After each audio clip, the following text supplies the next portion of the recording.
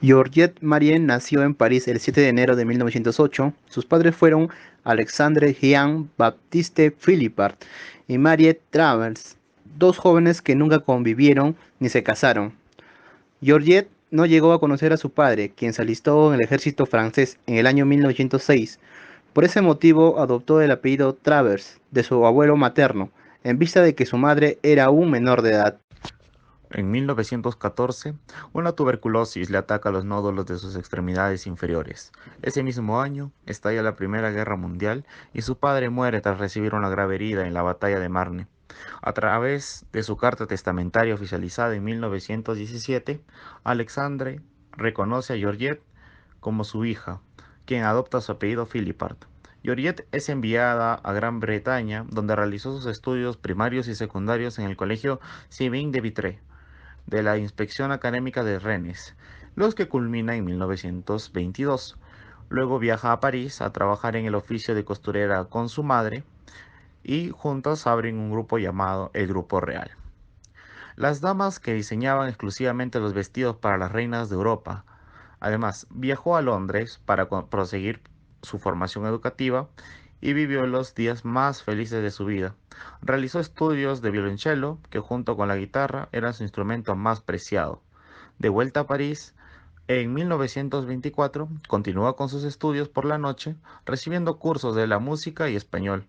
De día trabajaba como costurera en el pequeño taller de su madre y en En 1925, a los 16 años, Georgette conoce a Vallejo, de 33 años. Mary Travers, la madre de Georgette, se opone al romance, puesto que el poeta no ofrecía ninguna seguridad económica para su hija.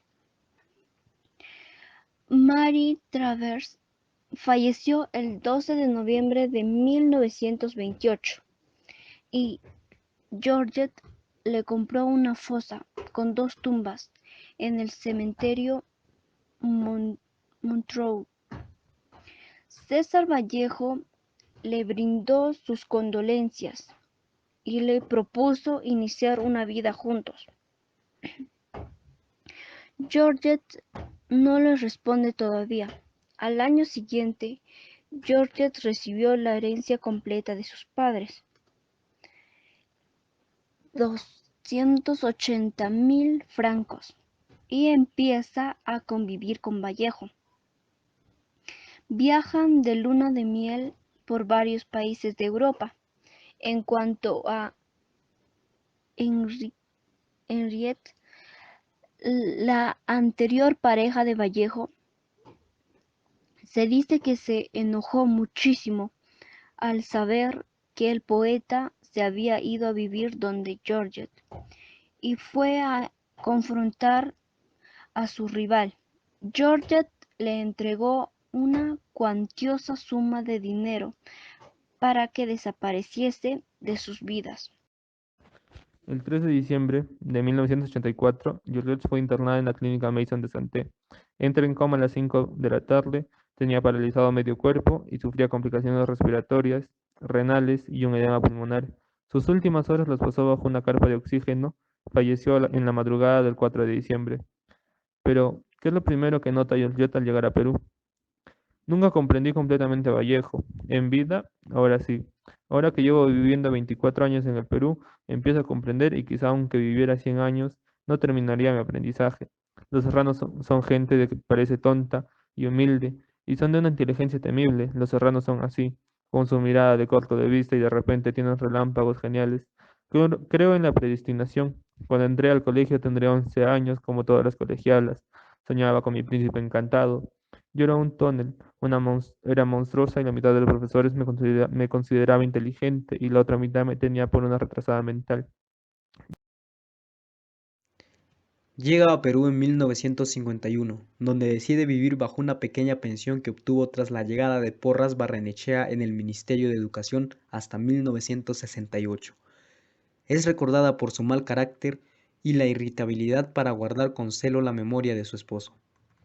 En 1970 y luego de años de trámite, Georgette logra trasladar los restos de Vallejo al cementerio Montparnasse, con un epitafio que se lee: Ha nevado tanto para que duermas, haciendo alusión al tiempo que tardaron las gestiones.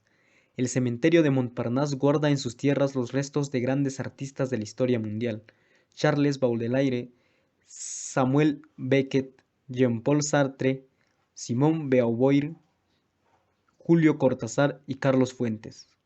La iniciativa se formalizará en los próximos días con el envío de una carta al embajador de Perú en París, el escritor y diplomático Harry Belavan, al que solicitarán un informe sobre la posibilidad de repatriar los restos. El mejor reconocimiento que le podría hacer el Estado peruano a esta gran mujer sería buscar fórmulas para llevarla a Montparnasse, en París, concluyó el investigador. He estado tan sola con Vallejo como sin él. Ahora tengo 37 años de viudez. Se dice fácil, pero hay que despertar todas las mañanas durante 37 años, sin un paso, sin una respiración cerca. Quedé casada con él. Nunca me interesó otro hombre, pero un día terrible, una medium me dijo que se había comunicado con el espíritu de Vallejo y que él le había dicho: Georgette quiso seguirme a la muerte, pero yo no quise. Quise que se quedara en la vida. Ese día me separé brutalmente de él. Me divorcié de Vallejo. Y mientras uno vive con un muerto, vive con alguien. Pero cuando se separa de él, entonces empieza la verdadera soledad. Una soledad tumbal, si se puede decir así. Nunca hablábamos de felicidad ni de paz, ni de nosotros mismos. Siempre de la miseria del mundo, de la revolución, jamás de temas personales.